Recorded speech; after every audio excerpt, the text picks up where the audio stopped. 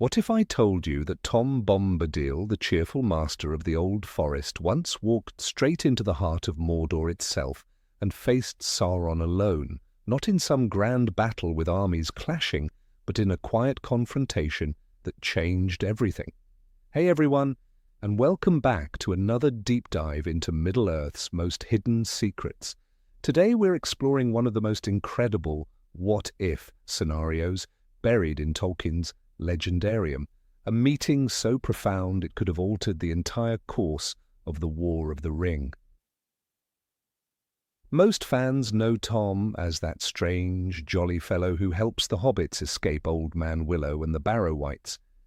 He seems almost childlike in his simplicity, singing nonsensical songs and caring only for his beloved Goldberry.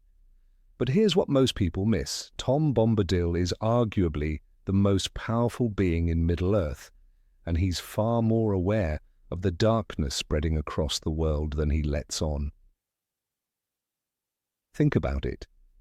When Frodo offers him the One Ring, Tom doesn't just resist its power, he laughs at it.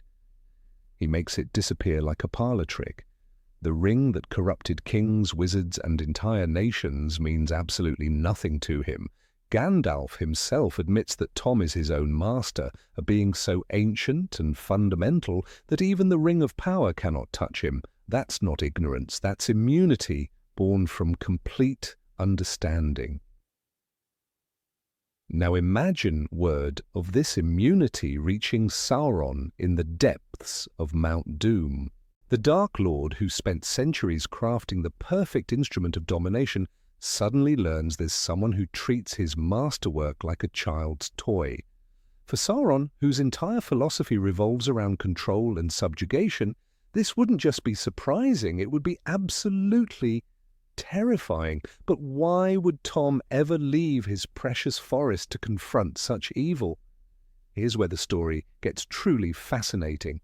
What if Tom sensed something that even the wise like Gandalf and Elrond missed? What if he realized that Sauron's corruption was spreading deeper than anyone imagined, threatening not just the peoples of Middle-earth, but the very foundations of the world itself? Tom has always been described as being intimately connected to the land. He commands the trees, speaks to the rivers, and understands the deep magic that flows through Arda's bones. So when that same land began crying out in pain, when the roots of distant trees started withering from Mordor's influence, Tom would have felt it like a physical wound. Picture this moment, Tom standing in his garden with Goldberry, both of them sensing a disturbance that goes beyond mere warfare, the very fabric of creation groaning under the weight of Sauron's malice. And for the first time in ages, Tom Bombadil stops singing. The silence is deafening because it means the Master of Joy has finally encountered something that demands his full attention. The journey to Mordor wouldn't have been like anything we've seen in Tolkien's works. Tom doesn't ride horses or follow roads. He walks paths that exist between moments, through spaces where time moves differently. The same power that lets him rescue the hobbits at exactly the right moment would carry him across Middle-earth unseen by orc patrols or Nazgul scouts. Imagine the dark creatures of Mordor sensing his approach, orcs fleeing in confusion from a presence they can't understand, fell beasts refusing to fly. Even the eye of Sauron might have trouble focusing on someone who exists partially outside the normal flow of reality. Tom Bombadil approaching Mount Doom would be like a song of pure creation walking into a symphony of destruction. Confrontation itself wouldn't happen in some throne room or battlefield. It would take place in the very heart of Mount Doom, where the ring was forged, where Sauron's power is most concentrated. Two beings representing completely opposite philosophies finally meeting face to face. The would-be master of all creation standing before someone who cannot be mastered. Now here's where it gets really interesting. Sauron, for all his power and cunning, has always been driven by a fundamental insecurity. He was originally Myron, a Maya who served Aula the smith, drawn to order and perfection. His fall began when he became obsessed with imposing his will on the chaos of the world. Deep down, he's always feared that his control is an illusion, that there are forces beyond his reach. Tom Bombadil represents everything Sauron fears most: complete freedom, genuine joy, and power that doesn't need to dominate to exist. When these two finally meet, it's not just a confrontation between good and evil, it's a philosophical crisis for the Dark Lord. Here stands proof that his entire worldview is flawed, that mastery isn't the highest form of existence. The conversation between them wouldn't be in the black speech or even Westron. It would be in the music of the Ainur, the fundamental language that shaped the world itself. Both beings are old enough to remember when Arda was young, when the themes of creation first rang out across the void.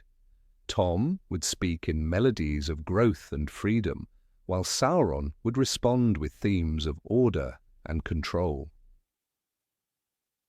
But here's the crucial difference.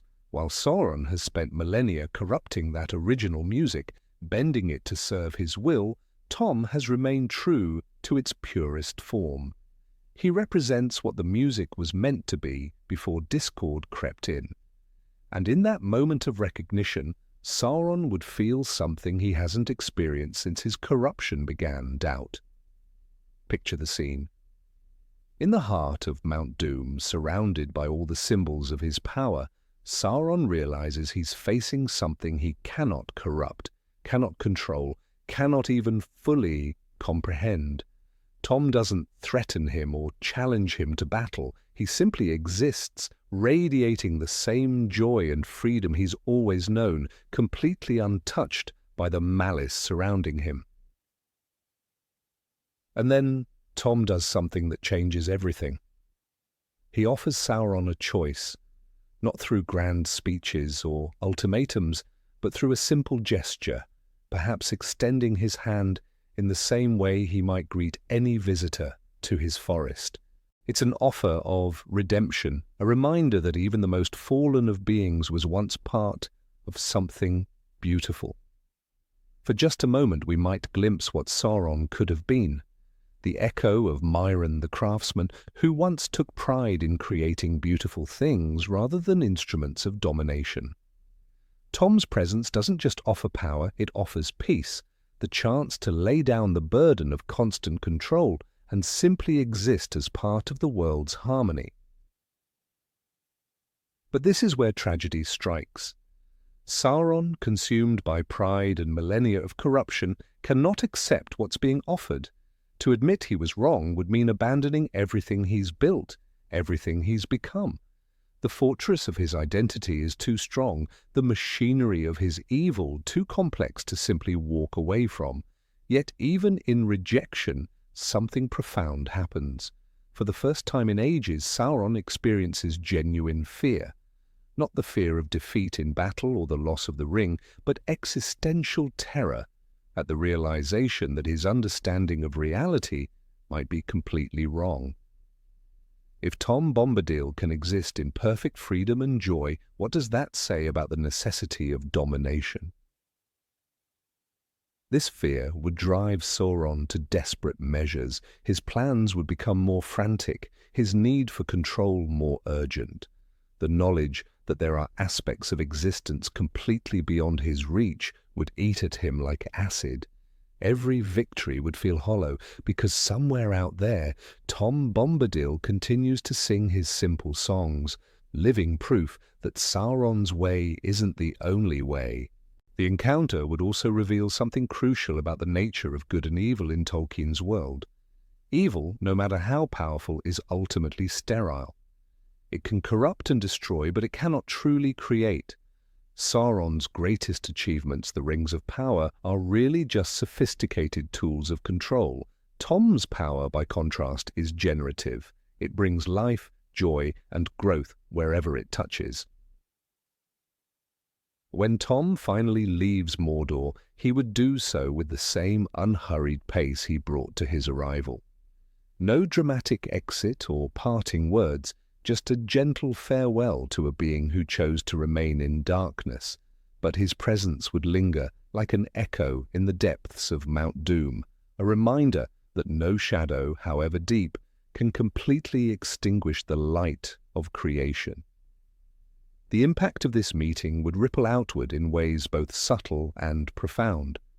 Sauron's subsequent actions might become more erratic as he struggles with the knowledge that his power has limits he never suspected.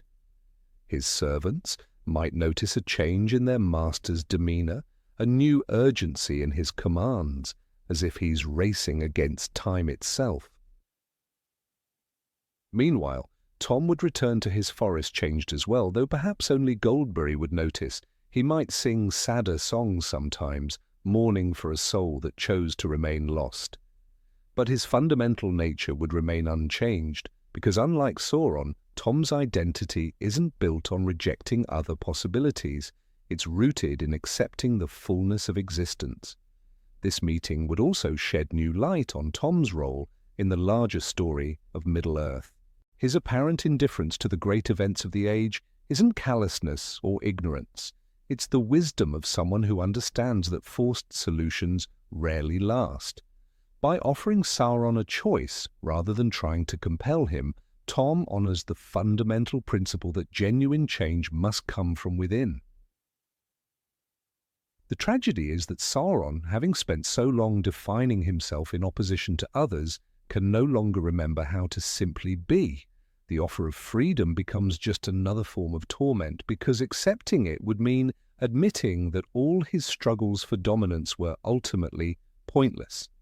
In the end, this hypothetical meeting represents the deepest themes in Tolkien's work.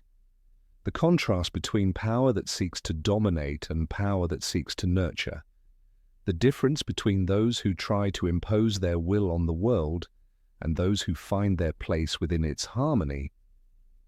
Tom Bombadil facing Sauron alone isn't just a confrontation between two individuals, it's a collision between two completely different ways of understanding existence itself. What makes this scenario so compelling is that it doesn't require Tom to become something he isn't. He doesn't need to take up arms or master new forms of magic. His greatest strength lies in remaining exactly who he has always been, a being of pure joy and freedom who reminds us that some things in this world are worth preserving simply because they exist. So the next time you read about Tom Bombadil rescuing the hobbits or singing to his beloved Goldberry, remember that beneath that cheerful exterior lies perhaps the most profound character in all of Middle-earth, a being who could walk into the heart of evil itself and emerge unchanged, not because he's naive about the world's darkness, but because he understands something even deeper about its essential light.